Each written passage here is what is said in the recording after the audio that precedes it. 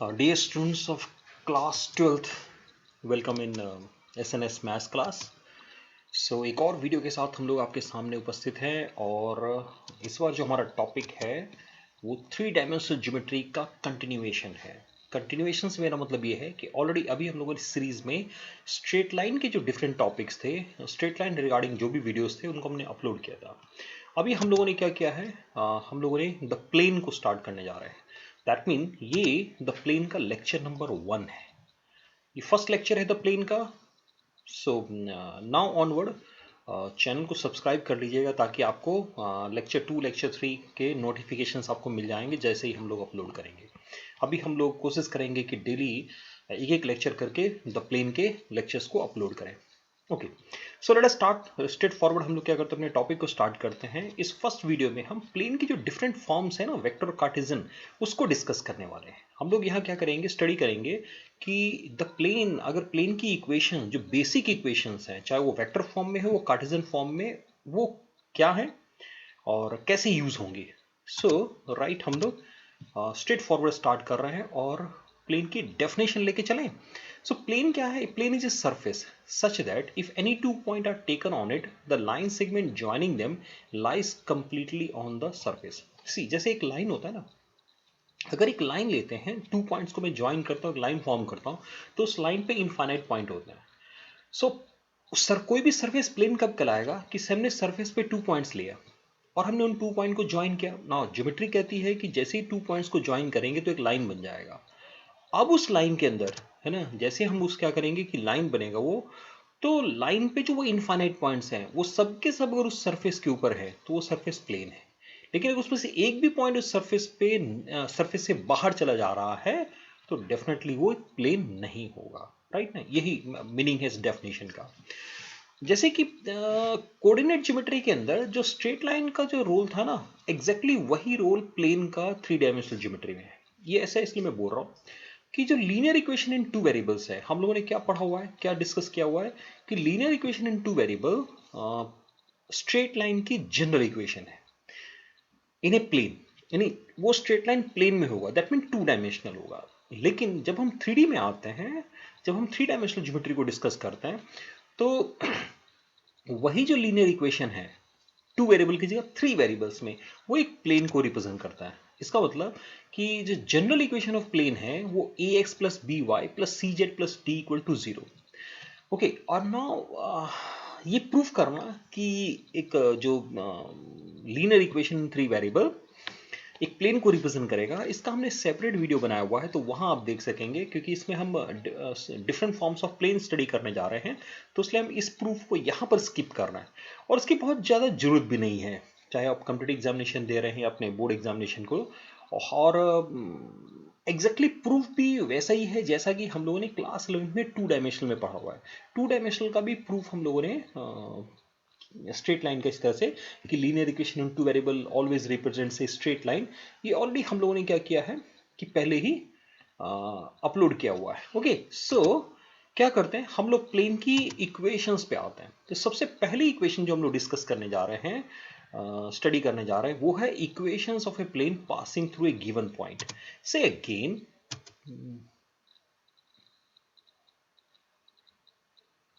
so now just a minute.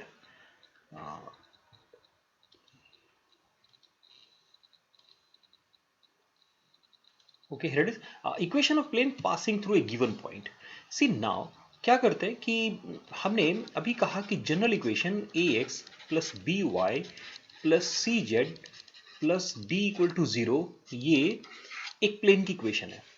अब हम कह रहे हैं equation of plane passing through a given point, एक given point, let it be x1 y1 z1, इससे पास करने वाले प्लेन की इक्वेशन मुझे लिखना है। तो मैं क्या करूंगा इसमें, क्योंकि ये जनरल इक्वेशन ऑफ प्लेन है और यहां हम क्या कह रहे हैं कि वो प्लेन इस पॉइंट से पास करता है, तो ये इसको सेटिस्फाई करना चाहिए। अब सेटिस्फाई करना चाहिए मीनिंग ए एक्स के प्लेस पे x1 पुट कर दें। जस्ट मिनट, क्या करेंगे हम, अभी तो सेटिस्फाई करना मुझे ना। ए x1, एक्स के प्लेस पे x1 पुट कर रहे हैं, b y1 c z1 plus d equal to 0। Confuse नहीं होना है, मैं ये आंसर ही लिखने वाला था। So ax1 plus b y1 plus c z1 plus d equal to 0। यहां से हम कह सकते हैं कि डी की वैल्यू क्या है, माइनस का ax1 plus b y1 plus c z1। इसको वापस यहां पुट करिए तो so ax plus b y plus c z minus d मतलब ax1 plus by1 plus cz1 equal to 0. Now I'm taking a common. So I have a x minus x1 plus b y minus y1 plus c z minus z1 equal to 0. अब ये जो equation है ना हमारी, जो हमने भी जिसको अभी हमने ड्राइव किया है, that will represent equation of a plane passing through a point x1 y1 z1। यानी x1 y1 z1 एक पॉइंट से पास करने वाले प्लेन की जब भी मुझे जरूरत होगा, I shall start with this formula a x minus x1 plus b y minus y1 plus c z minus z1 equal to 0। यहां एक चीज और ऐसे बोल सकते हैं, ठीक है अब ये तो मेरे पास फॉर्मूला हो गया, मुझे एक पॉइंट गिवन था, ये हमने पुट कर दिया, लेकिन इसमें ध्यान से देखें तो देयर आर 3 अननोन, है ना, ए बी सी, ये 3 अननोन से, और अभी हम ये भी नहीं जानते कि ये एबीसी है क्या, ये किस चीज को रिप्रेजेंट कर रही है। फर्स्ट थिंग, मैंने अभी एक मन में क्वेश्चन आएगा कि एबीसी है क्या, किस चीज को रिप्रेजेंट कर रहे हैं। और नंबर 2 कि अगर हम एक पॉइंट से पास करने वाली प्लेन की इक्वेशन लिखेंगे तो अभी एबीसी का तो वैल्यू हमने पुट ही नहीं किया, हम जानते नहीं है, तो क्या पुट करके आंसर तक पहुंचेंगे। तो क्या करते हैं कि ये फॉर्मूला जो बेसिक क्वेश्चन सबसे इंटरेस्टिंग और important question examination point of view से है, वो है एक 3 पॉइंट से पास करने वाली प्लेन की इक्वेशन को फाइंड आउट करना, जो हम नेक्स्ट स्लाइड में अभी फाइंड आउट करने वाले हैं। अब रहा ईबीसी क्या है, तो इसको भी क्या करेंगे, अभी डायरेक्ट आंसर बोलने की जगह पे एक और कहता है थोड़ा फर्दर कैलकुलेशन करते हैं, फर्दर हम नई चीज पहले डिस्कस करते हैं, वहां से हम मीनिंग निकाल के लाएंगे कि एबीसी होता क्या है। चलिए पहले आगे मूव करते हैं थोड़ा सा, देन मैं इस पे आता हूं। ये शायद यहां से आंसर हम लोग ड्राइव करने वाले हैं कि vector equation of a plane passing through a given point and normal to a given vector. यानी अभी क्या कर रहे हैं, अभी हमने क्या किया, कार्टेशियन फॉर्म में एक पॉइंट से पास करने वाली प्लेन की इक्वेशन लिख लिया, यहां भी हम प्लेन की इक्वेशन लिख रहे हैं एक पॉइंट से पास करने वाली, लेकिन वहां पर गिवन पॉइंट के साथ साथ हमने क्या किया, एक तो हमें गिवन पॉइंट हो गया हमारा, दूसरा हमने normal to a given vector और ले लिया इसमें। सी, इसको मैं ऐसे कह सकता हूं, suppose I have a plane, ये प्लेन है, और नाउ प्लेन पे एक पॉइंट ए है, क्योंकि ये व्हाइट कलर है, so let me change the colour ना, ओके। सी, एक पॉइंट, कोई पॉइंट अगर ए है, और एक और पॉइंट हमारे पास कोई पॉइंट पी है, राइट। हमने क्या किया, ए और पी को ज्वाइन कर दिया एक वेक्टर बनाने के लिए ना, यानी क्या है कि एक पॉइंट ए है, let the position vector is small a, है ना, through which the plane is passing, ये फिक्स पॉइंट है। अब मैं क्या करता हूं, एक आर्बिट्री पॉइंट आर लेता हूं ऑन द प्लेन, प्लेन पे कोई भी आर्बिट्री पॉइंट आर है, वो हमने एज्यूम कर लिया है। और ये आर है क्या, तो अगर इसको याद होगा तो स्ट्रेट लाइन के टॉपिक में आर जो है वो एक्स आई वेक्टर फॉर्म में x I plus Y J plus Z के होता है, और यही आर 3D में अगर कार्टेशियन फॉर्म में लिखना हो तो इसके कोऑर्डिनेट एक्स वाई जेड हो जाएंगे। ये आर्बिट्री पॉइंट, प्लेन पे आर्बिट्री पॉइंट को क्या कर रहा है, रिप्रेजेंट कर रहा है। नाउ इस प्लेन पे एक वेक्टर n है जो परपेंडिकुलर है, नॉर्मल है, ओके। सी नाउ अब इस पूरी कैलकुलेशन के अंदर एक चीज हमें समझ में आ रही है कि अगर हम इस एपी वेक्टर को फाइंड आउट करें, वेक्टर एपी, तो वेक्टर एपी क्या हो जाएगा, is it vector r minus a, नहीं, आर माइनस ए। अब ये r minus a, AP from the diagram, AP जो है वो परपेंडिकुलर है वेक्टर एन के, और अगर टू वेक्टर्स परपेंडिकुलर होते हैं तो उनका डॉट प्रोडक्ट जीरो होता है, ये ऑलरेडी हमने पढ़ा हुआ है। इसका मतलब हम ये कह सकते हैं कि ए बी का एन के साथ डॉट प्रोडक्ट जीरो होना चाहिए। अब ए पी क्या है, आर माइनस ए dot n, okay, dot n zero कर दें। So here is another formula, ये एक और फॉर्मूला हो गया r minus A dot N equal to zero.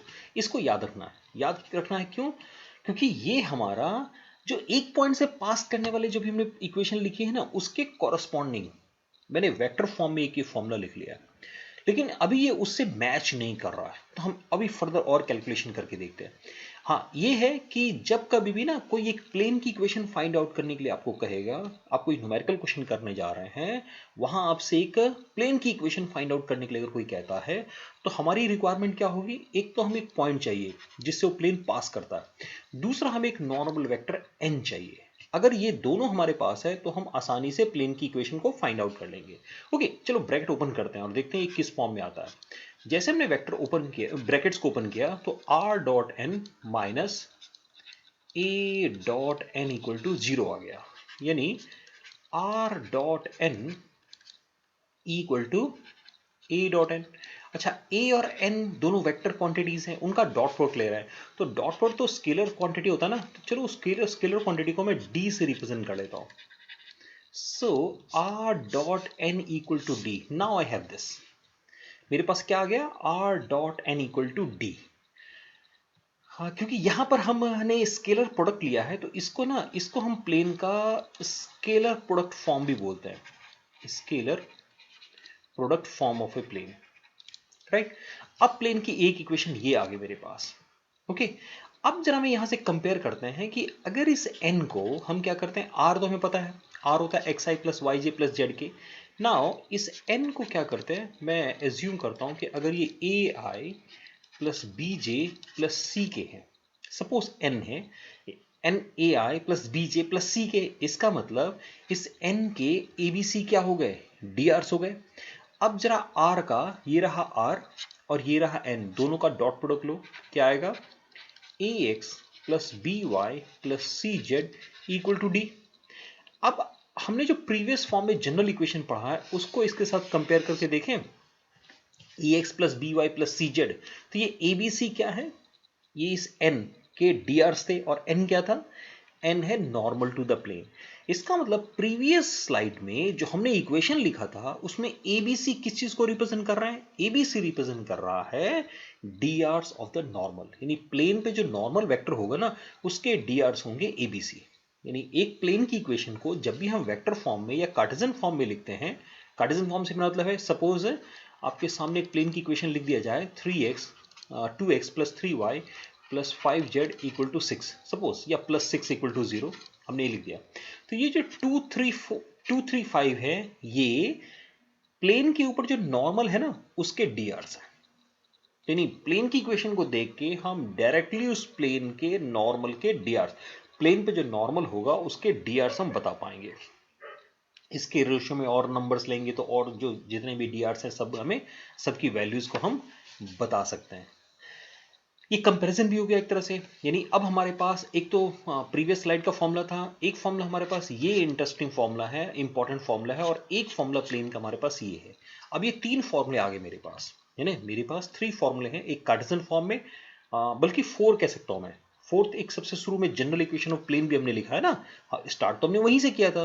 Okay, चलिए आगे मूव करते हैं। आई होप कि यहां तक थोड़ी क्लैरिटी आ गई होगी कि प्लेन की अगर एक पॉइंट से पास करने वाली इक्वेशन लिखनी है तो ए एक्स माइनस एक्स वन वाली जो अभी पिछले स्लाइड में डिस्कस किया वो लेके चलेंगे। अगर वेक्टर फॉर्म में लेना है तो आर माइनस ए डॉट एन या r dot N equal to d, इनमें से कोई एक इक्वेशन को यूज करेंगे। जो इससे सबसे इंटरेस्टिंग और इंपॉर्टेंट क्वेश्चन बनता है वो है equation of a plane passing through 3 points, है ना। 3 पॉइंट से पास करने वाले प्लेन की इक्वेशन। वापस लाता हूं स्लाइड को। सी अगेन, सपोज जो पॉइंट्स है ना जिससे पास करने वाले प्लेन की इक्वेशन लिखनी है हमें, वो x1 y1 z1, x2 y2 z2 and x3 y3 z3। In 3 point से पास करने वाले प्लेन की इक्वेशन हम फाइंड आउट करना चाह रहे हैं, राइट। तो सबसे पहले जो हमने अभी एक पॉइंट से पास करने वाले प्लेन की इक्वेशन तो हम लिख सकते हैं ना, तो हमने लिख दिया a x minus x one plus b y minus y one plus c z minus z1 equal to 0। Okay, let me say number 1। अब ये प्लेन इन दोनों पॉइंट से पास कर रहा है, तो ये दोनों पॉइंट इस प्लेन की इक्वेशन को सेटिस्फाई करेंगे। चलिए, हमने x के प्लेस पे x2 के फॉर्म में पुट कर दिया है ना, x2 y2 और z2। पहले हमने सेकंड पॉइंट को पुट किया, अब थर्ड पॉइंट को पुट करते हैं। तो a x3 minus x one plus b y3 minus y one plus c Z3 minus Z1 equal to 0, ये आ गया। अभी यहां पर आपके पास क्या आ जाएगा, ये टू इक्वेशंस आ जाएंगे एबीसी में। अगर मुझे फॉर्मूला याद करके नहीं रखना है तो क्या करेंगे, क्वेश्चन को भी इसी तरह से सॉल्व करेंगे। हमारे पास ये दोनों, ये क्या आ गए, ये टू इक्वेशंस आ गई एबीसी में। तो क्रॉस मल्टीप्लिकेशन मेथड से क्या करना है, इसको सॉल्व करके एबीसी की वैल्यू फाइंड आउट कर लेनी है और उस एबीसी की वैल्यू को यहां पुट कर देंगे। ओके, आंसर आ गया भाई। टू इक्वेशंस आ गए आपके पास, दोनों इक्वेशन को क्या करो कि क्रॉस मल्टीप्लिकेशन मेथड से सिंपल सॉल्व कर लेना है, and after solving it put those values ABC in equation number 1, you will get the final answer. एक क्या है कि हम डेट फॉर्मूला भी यहां से बना के रख सकते हैं। डेट फॉर्मूला क्या, ये थ्री इक्वेशंस है, इन तीनों इक्वेशन से हमें एबीसी नहीं चाहिए, तो अगर हम एबीसी को एलिमिनेट करेंगे तो एलिमिनेशन के दौरान हमें एक डिटर्मिनेंट मिल जाएगा x minus x1 y minus y1 z minus z1, यानी एबीसी को हम यहां से हटा दें तो इस तरह का एक डिटर्मिनेंट। इसको मैं ऐसे बोल सकता हूं कि अगर आप एबीसी, वो दोनों इक्वेशन जो है वहां से क्या करिए कि उनको सॉल्व करके एबीसी की वैल्यू निकालने के बाद अगर हम फर्स्ट इक्वेशन में पुट करेंगे और इस डिटर्मिनेंट का एक्सपेंशन करेंगे तो दोनों एक ही आएगा। हियर अब ये डेट फॉर्मूला यूज हो सकता है। 3 पॉइंट से पास करने वाले प्लेन की इक्वेशन ये रही है ना, 3 पॉइंट से पास करने वाले प्लेन की इक्वेशन ये रहा फॉर्मूला। क्या करना है, एक पॉइंट को चूज कर लेना है जिसको हमें माइनस करना है। किससे माइनस करना है, बाकी दोनों पॉइंट से माइनस करना है, सेकंड रो और थर्ड रो में, और फर्स्ट रो में एक्स वाई जेड से माइनस कर लेना है। बिल्कुल सिंपल। इवन अगर मुझे 4 पॉइंट्स को कोप्लनर प्रूफ करना है ना, 4 पॉइंट से एक फोर्थ पॉइंट और है और मुझे प्रूफ करना है कि ये जो 4 पॉइंट्स है ये कोप्लनर है।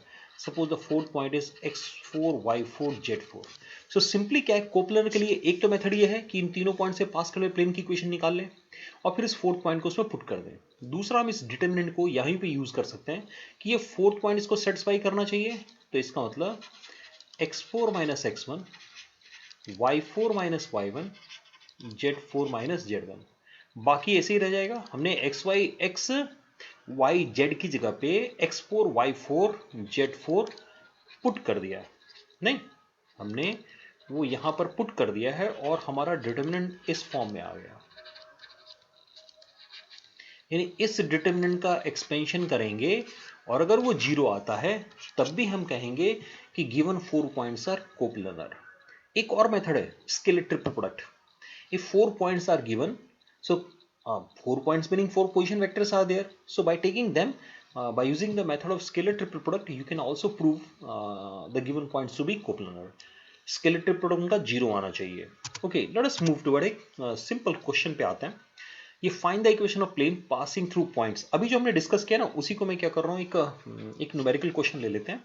सो क्या करेंगे, एक पॉइंट से पास करने वाले प्लेन की इक्वेशन को लिखने के लिए a x minus x1 b y minus y1 c z minus z1 equal to 0। अब सपोज हमने फर्स्ट पॉइंट 2 1 0 चूज कर लिया तो a x माइनस x1 मतलब 2 plus b y minus y1 plus c z minus, ये number 1 हो गया। अब इन दोनों पॉइंट को क्या करते हैं, क्योंकि ये प्लेन फर्स्ट इस पॉइंट से पास करता है तो a x के प्लेस पे हमने 3 पुट किया, 3 माइनस 2 1, y के प्लेस पे हमने माइनस 2 पुट किया तो माइनस 3, और z के प्लेस पे हमने माइनस 2 पुट कर दिया।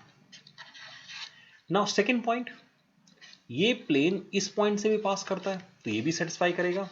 अगेन 3 पुट किया, y के प्लेस पे हमने 1 पुट किया और z के प्लेस पे हमने 7 पुट कर दिया। क्या कहा था हमने अभी पिछले स्लाइड में कि now you have two equations in ABC, तो क्रॉस मल्टीप्लिकेशन मेथड को यूज करना है सॉल्व करने के लिए। कैसे लिखते हैं, माइनस 3 इंटू 7 माइनस का 21 और ये 0, बी में रिवर्स कर देते हैं, ये तो बाहर माइनस साइन यूज करना चाहिए था मुझे, माइनस 7। सी में कितना होगा, सी में आ जाएगा 0 प्लस का 3, यानी a बाय माइनस का 21, b बाय माइनस का 9 और c बाय 3। एक 3 चाहे तो कैंसिल कर लीजिए, है ना, 1। माइनस भी कैंसिल करना है तो ये दोनों प्लस के हो जाएंगे, ये माइनस का हो जाएगा, है ना, ये दोनों प्लस का हो जाएगा और ये माइनस का हो जाएगा। -3 से कैंसिल किया, इसको मैं k लिख लेता हूँ। k लिखने के बाद यहाँ पुट करते हैं फर्स्ट में k, यानी 7k, a का वैल्यू ना x - 2, b का वैल्यू कितना हो गया 3k, सो 3k y - y1, और c का वैल्यू हमने लिखा है माइनस का k ना, -1 था ना, तो माइनस का k z इक्वल टू 0। पूरा k कैंसिल कर दें, क्योंकि k को कैंसिल करेंगे तो 7x - 2, भाई k तो कॉमन है ना, कॉमन करके हटा देते हैं, k का वैल्यू 0 तो नहीं होगा, यहाँ माइनस जेड इक्वल टू 0। थोड़ा और सिंप्लीफाई कर लीजिए, 7x + 3y - z, यहाँ से माइनस का 14, यहाँ से माइनस का 3, तो माइनस का 17 इक्वल टू 0। एक बार इस आंसर को चेक कर लेना है, क्योंकि let me check the answer also ना। सी क्या करना है कि क्वेश्चनों में आंसर्स को चेक करते हुए चलना है। कई बार क्या होता है कि छोटी मोटी कैलकुलेशन मिस्टेक करते हैं हम लोग और हम सही आंसर तक नहीं पहुंच पाते हैं। सो ये रहा हमारा क्वेश्चन कि 3 पॉइंट से पास करने वाले प्लेन की इक्वेशन कैसे फाइंड आउट करना है। This is an important question as far as your examination are concern. ये इम्पॉर्टेंट क्वेश्चन है, ये आर डी शर्मा की एक्सरसाइज का क्वेश्चन है ये क्वेश्चन आर डी शर्मा की एक्सरसाइज और एनसीईआरटी एग्जाम्पलर दोनों में ये क्वेश्चन है, और उस एक्सरसाइज के अंदर जो भी क्वेश्चन सब एक जैसे हैं, या तो 3 पॉइंट से पास करने वाले प्लेन की इक्वेशन निकालने के लिए कहेगा फर्स्ट थिंग, या क्या कहेगा हमें, या वो कहेगा कि भाई प्रूव करो कि 4 पॉइंट्स कोपलर है। एक क्वेश्चन और मन में आता है कि इनकी वेक्टर इक्वेशन क्या होगी, है ना। वेक्टर इक्वेशन अगर फाइंड आउट करना है तब हमारा मेथड क्या होगा। सो क्या करते हैं वेक्टर इक्वेशन फाइंड आउट करने के लिए, let these are the 3 points. ये हमारे पास 3 पॉइंट्स हैं। एक पॉइंट ए है जिसका पोजीशन वेक्टर सपोज ए है, पॉइंट बी का पोजीशन वेक्टर बी है, और पॉइंट सी का पोजीशन वेक्टर सी है। हमें इन तीनों पॉइंट से पास करने वाले प्लेन की इक्वेशन निकालनी है। सो अगर मैं इस ए से पास करने वाले प्लेन की इक्वेशन लिखता हूं तो वो क्या होना चाहिए वेक्टर फॉर्म में, r - a dot n equal to 0। यह पता है ना, एक पॉइंट ए से पास करने वाले प्लेन की इक्वेशन जहां n नॉर्मल वेक्टर है। ओके ना, क्या करते हैं कि ए बी और ए सी को कैलकुलेट करते हैं। यानी हमने क्या किया, एक वेक्टर ए बी और वेक्टर ए सी क्यों कैलकुलेट कर रहे हैं, अभी आंसर अपने आप मिल जाएगा, अपने आप ही आपके सामने आंसर आके खड़ा हो जाएगा, ये बताने की जरूरत ही नहीं मुझे होगी। ठीक है, हमने ए बी ए सी, और मैंने क्या किया, इस ए बी का ए सी के साथ क्रॉस प्रोडक्ट कैलकुलेट कर लिया, है ना। कुछ कुछ समझ में आया कि क्रॉस प्रोडक्ट क्यों कैलकुलेट कर रहे हैं। चलो अभी पहले क्रॉस लिख ही देता हूं मैं। क्या आएगा, बी क्रॉस सी माइनस का ए क्रॉस सी माइनस का बी क्रॉस ए। यहाँ थोड़ा ध्यान देंगे कि हम अपने हिसाब से चेंज नहीं करें, 0। मैं इस माइनस को प्लस बनाता हूँ और पहले लिख देता हूँ, तो ए क्रॉस बी हो गया, प्लस का हो गया बी क्रॉस सी, और ये प्लस का हो गया सी क्रॉस ए। मैंने एक साइक्लिक ऑर्डर में दे दिया, ए बी बी सी सी ए। अब जरा याद करिए, ये a cross b a B cross A c है क्या। जब भी हम क्रॉस प्रोडक्ट करते हैं तो क्रॉस प्रोडक्ट का डायरेक्शन क्या होता है, क्रॉस प्रोडक्ट से जो हमें वेक्टर मिलता है वो वेक्टर किस डायरेक्शन में होता है, perpendicular to the plane. That mean जिस प्लेन पे तीनों पॉइंट ए बी सी है उसके परपेंडिकुलर ये होगा, और अगर ये परपेंडिकुलर होगा इसका मतलब ये वेक्टर एन है, यानी वेक्टर एन यहां पर आ सकता है। यानी हम ये क्या कर सकते हैं कि हमारा आंसर हो जाएगा r - a डॉट एन, मतलब a cross B plus B cross C plus C cross A, right ना, इक्वल टू 0। ब्रैकेट ओपन करें तो एक तो r के साथ ये सब के सब आएंगे, ये क्या आएगा, a cross B plus B cross C plus C cross a minus a के साथ डॉट। अब a dot a cross b, हमें पता है कि स्केलर ट्रिपल प्रोडक्ट के अंदर अगर दो वेक्टर एक जैसे हो तो उसका आंसर 0 होता है। तो जब हम क्या करेंगे, इस ए को इसके साथ डॉट प्रोडक्ट लेंगे, 0 आएगा यहां, यस यहां आंसर आएगा, क्या आएगा, ए डॉट बी क्रॉस सी, और ये भी 0 हो जाएगा, राइट। इसको उधर शिफ्ट करेंगे राइट हैंड साइड में और आंसर लिख देंगे। So this is the vector equation of a plane passing through 3 given points. 3 given point से अगर पास करने के लिए वेक्टर प्लेन को समझना है कि इक्वेशन लिखना है तो हम इस तरीके से सॉल्व करके आंसर तक पहुंच सकते हैं। अगेन ये बहुत सिंपल है। एक न्यूमेरिकल क्वेश्चन वेक्टर के फॉर्म में करके देखते हैं, थोड़ा और क्लियर आइडिया आ जाएगा। Here it is, find the vector equation of plane passing through the point this this this. See एक चीज और है, कई बार स्टूडेंट क्या करते हैं ना, जैसे उसने कहा कि वेक्टर इक्वेशन पता करो, तो वो क्या करेंगे, कार्टेशियन में पहले सॉल्व कर देंगे और बाद में वेक्टर में उसको कन्वर्ट कर देंगे। गलत नहीं है, वो कर सकते हैं आप, है ना। चलिए यहां पर क्या करता हूं, पहले मैं वेक्टर इक्वेशन मुझे फाइंड आउट करना है। तो हमने पहले जो हमारा पॉइंट ए है वो हो गया फर्स्ट आई जे के, ये ए है। सी हमने पॉइंट बी बना दिया दूसरे को, आई माइनस जे प्लस के, और पॉइंट सी हो गया माइनस का 7i माइनस का 3j माइनस का 5k। ठीक है, क्या करना है हमें, ये हमारा सपोज पॉइंट ए है, ये पॉइंट बी है और ये पॉइंट सी है। तो हमने जैसे अभी लिखा था कि हम ए बी लिखेंगे, यानी बी माइनस ए, आई माइनस ए, 0i, नहीं, माइनस का जे माइनस का जे माइनस का 2j प्लस का के माइनस का के 0k। चलिए एक अच्छा हुआ कि हो सकता है कैलकुलेशन बहुत रिड्यूस हो जाएगा, ए सी लिखते हैं, यानी सी में से ए को माइनस करेंगे। माइनस का 7 माइनस का 1 माइनस का 8 हो जाएगा, माइनस का 3 माइनस का 1 माइनस का 4 आएगा, और माइनस का 5 माइनस का 1 माइनस का 6k आएगा। थोड़ा सा कैलकुलेशन पे ध्यान रखेंगे। Okay, now let us calculate A B cross A C which is our N. Okay, यानी कैसे करते हैं क्रॉस प्रोडक्ट, आई जे के लिखेंगे, 0 माइनस 2 0 माइनस का 8। सी ये मैं स्ट्रेट फॉरवर्ड लिख रहा हूँ क्योंकि आई होप कि आपने क्रॉस प्रोडक्ट ऑलरेडी पढ़ लिया है, नहीं, क्योंकि हम 3D पढ़ रहे हैं, 3D को स्टडी कर रहे हैं, इसका मतलब डेफिनेटली पहले हमने क्या किया होगा, पहले हमने वेक्टर्स को स्टडी किया होगा। सो क्या आएगा, 6 2 जा 12 ना, 12i 0 हो रहा है, माइनस जे में क्या आने वाला है, सी 0 0, दैट मीन 0 आने वाला है। के में क्या आने वाला है, 0 माइनस 8 2 जा 16, that mean 12i minus 16k, ये n हो गया। इक्वेशन कैसे लिखेंगे, इक्वेशन लिखेंगे r dot n, that is 12i minus 16k equal to a dot n ना, so a i j k dot 12i minus का 16k, कितना होगा ये, 12 minus 16 that is minus 4।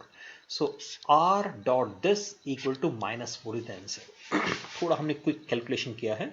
Again मैं रिपीट कर देता हूं, जिस 3 पॉइंट से पास करने लिए प्लेन की वेक्टर इक्वेशन फाइंड आउट करना, उसको हमने ए बी सी एज्यूम किया, वहां से वेक्टर ए बी और वेक्टर ए सी लिख लिया और उनका क्रॉस प्रोडक्ट कर लिया, और क्रॉस प्रोडक्ट हमारा नॉर्मल वेक्टर बन गया।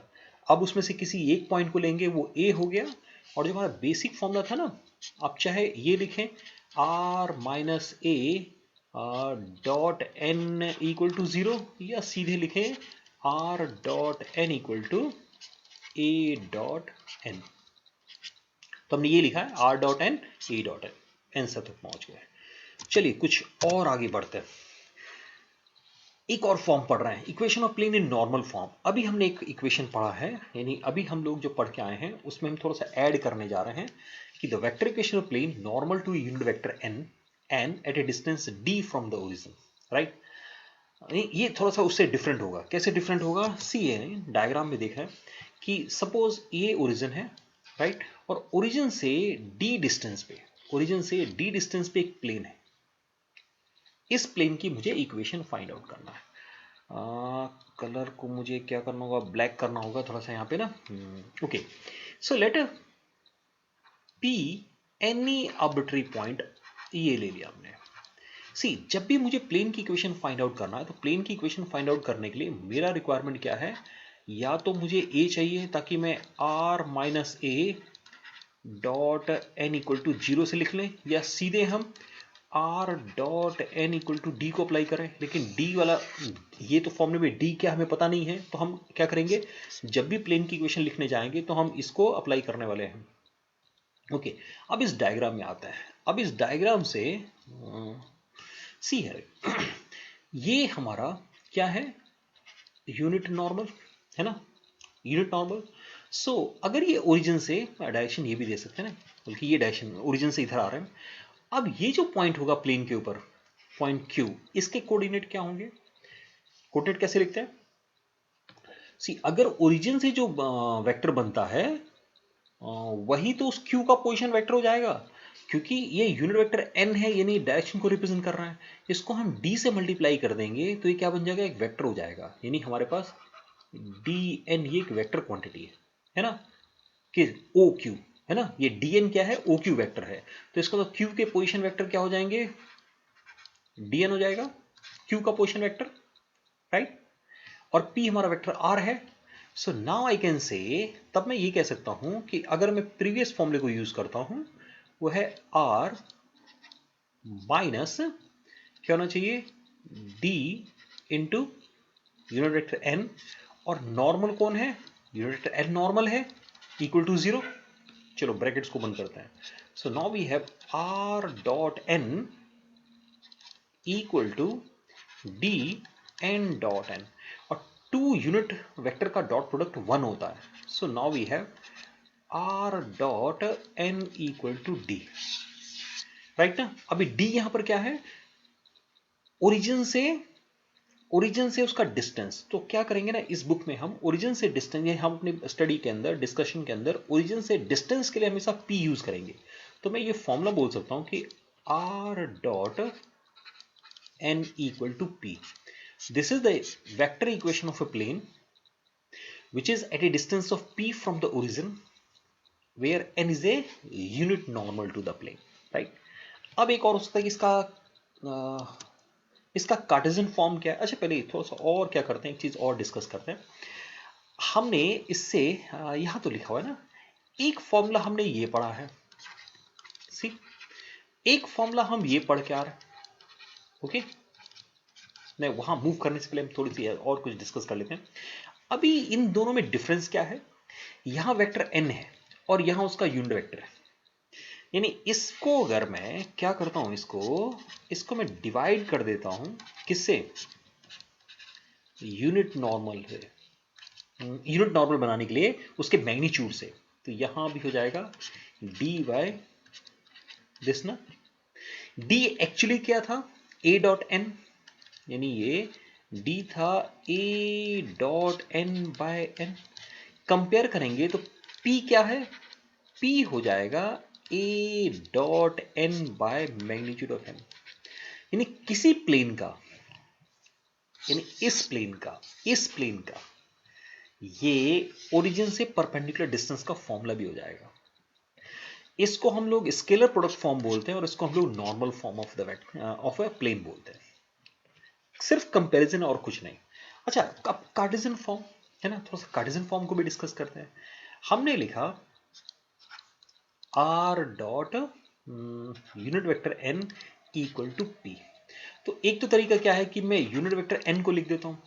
सी आपको पता है कि जब हम वेक्टर n लिखते हैं तो वेक्टर n, सपोज अभी हमने प्रीवियस कैलकुलेशन में लिखा भी था कि वेक्टर n को हमने लिखा था ai प्लस bj प्लस सी के।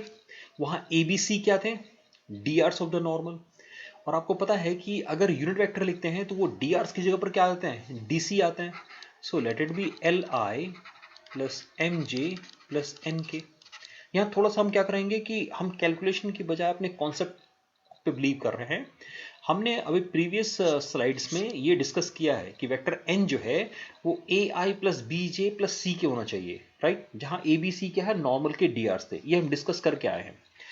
और किसी वेक्टर को जब यूनिट वेक्टर बनाते हैं तो उसके मैग्नीट्यूड से, यानी under root a square plus b square plus c square से। सी अगेन ऐसे समझ सकता हूं, अगर मुझे इसको यूनिट वेक्टर बनाना है तो क्या करना होगा, ए को मुझे under root a square plus b square plus c square से इस तरीके से डिवाइड करना होगा। नहीं, अब जिससे हम डिवाइड कर रहे हैं तो डिवाइड करने में ये क्या बन गया है, डी आर्स डी सी में कन्वर्ट हो गए। यानी हम जब यूनिट वेक्टर को लिखेंगे तो वहां डी सी को यूज करेंगे। अब यूनिट वेक्टर n की जगह इसका रख देते हैं, और आर तो हम पहले से जानते हैं कि आर हमारा x I plus Y J plus Z के होगा। दोनों को रखें यहाँ पे, तो ये बन जाएगा l x plus m y plus n z equal to p. अब ये देखने में तो ऐसा ही है, a x plus b y plus c z equal to d, है ना। दोनों में डिफरेंस क्या है? सी अगेन, अगर हमारे पास ओरिजिन से, अगर ये ओरिजिन से परपेंडिकुलर डिस्टेंस गिवन है, तो उस समय एक्स वाई जेड के कोफिशिएंट जो होंगे वो नॉर्मल के डीसीज होंगे, राइट। लेकिन अगर एक नॉर्मल इक्वेशन लिखी है, जनरल इक्वेशन लिखी हुई है जिसके अंदर हमें ये कांस्टेंट नहीं पता क्या है, तो उस केस में ये ए बी सी क्या होंगे, डी आर्स हो जाएंगे, D hours of the normal हो जाएगा, राइट। अब डी आर्स को जैसे ही डीसी में कन्वर्ट करके हम इक्वेशन को लिखेंगे, तो वहां पर जो कांस्टेंट आएगा वो ओरिजिन से परपेंडिकुलर डिस्टेंस को रिप्रेजेंट करेगा। चलिए थोड़ा सा और आगे मूव करें, यानी हमने नॉर्मल फॉर्म भी स्टडी कर लिया। हमने स्टार्ट किया था equation of a plane passing through one point, उसके बाद हमने 3 पॉइंट से पास करने प्लेन की इक्वेशन के लिए न्यूमेरिकल क्वेश्चन किया, फॉर्मूला डिस्कस किया। देन हमने उसका वेक्टर फॉर्म को स्टडी किया। हमने equation of a vector form में equation of a plane passing through a point and normal to vector N को भी हमने डिस्कस किया। उसके बाद हम लोग मूव करके आए normal form of a plane पे, और उसकी कार्टेशियन फॉर्म को भी हमने डिस्कस कर लिया। थोड़ा सा और ऐड करेंगे कि vector equation of coordinate planes क्या होगा। कोऑर्डिनेट प्लेन से क्या मतलब है कि एक्स वाई प्लेन, भाई इसकी इक्वेशन क्या है, ऐसे ही वाई जेड प्लेन की इक्वेशन क्या लिखें, और एक्स जेड प्लेन की इक्वेशन, अगर ये 1 मार्क्स के क्वेश्चंस भी हमारे कहलाएंगे। सो अगर मुझे एक्स वाई प्लेन की इक्वेशन लिखनी है, तो प्लेन का इक्वेशन आर माइनस सी। अब ये, क्योंकि अगर ये जो फॉर्मूला यूज करेंगे R dot N equal to P, suppose ये फॉर्मूले से हम आंसर लिखना चाह रहे हैं। सो इस फॉर्मूले से अगर आंसर को लिखना है, तो एक्स वाई प्लेन तो ओरिजिन से पास कर रहा है, तो ओरिजिन से उसका डिस्टेंस तो जीरो हो गया, तो पी जीरो हो गया, यानी इन तीनों केसेस में पी जीरो हो गया। अब सिर्फ हमें क्या चाहिए, हमें आर चाहिए, और उस प्लेन पे एक यूनिट नॉर्मल चाहिए। तो एक्स वाई प्लेन पे नॉर्मल क्या होता है, कि उसके नॉर्मल होता है जेड एक्सिस, है ना। वाई जेड प्लेन में क्या होता है, वाई जेड प्लेन में क्योंकि वाई और जेड है, तो एक्स यानी आई उस पर नॉर्मल होगा, और एक्स जेड प्लेन में जे नॉर्मल होगा। So here we have vector equation of coordinate plane. अगर मुझे कहोगे कि अच्छा इसका कार्टेशियन क्या बनाए, सो कार्टेशियन जब बनाने जाएंगे तो हम क्या करेंगे, आर की जगह X I plus Y J plus Z K लिखेंगे, तो simply Z equal to zero आएगा। यहां पे आई है तो एक्स इक्वल टू जीरो आएगा, और यहां पे जे है तो वाई इक्वल टू जीरो आएगा। ये कार्टेशियन इक्वेशंस है कोऑर्डिनेट प्लेन्स की, और ये वेक्टर इक्वेशन है कोऑर्डिनेट प्लेन्स की। 1 मार्क्स के क्वेश्चंस के लिए ये याद होनी चाहिए, या एटलीस्ट एक कॉन्सेप्ट हमें क्लियर होना चाहिए था कि हम इसको इस तरीके से सोच के आंसर लिख सकेंगे। So dear students, thank you very much for watching this video. इस वीडियो में आप लोगों ने मेरे साथ जो स्टडी किया है, जो डिस्कस किया है वो है, यानी हमने क्या डिस्कस किया, इसमें क्या सीखा हमने। इसमें हम लोगों ने स्टार्ट किया था प्लेन की डेफिनेशन से, और थोड़ा सा हल्का सा रिवीजन ले रहे हैं प्लेन की डेफिनेशन से। Equation of plane passing through one point और जनरल इक्वेशन ऑफ प्लेन से हमने स्टार्ट किया।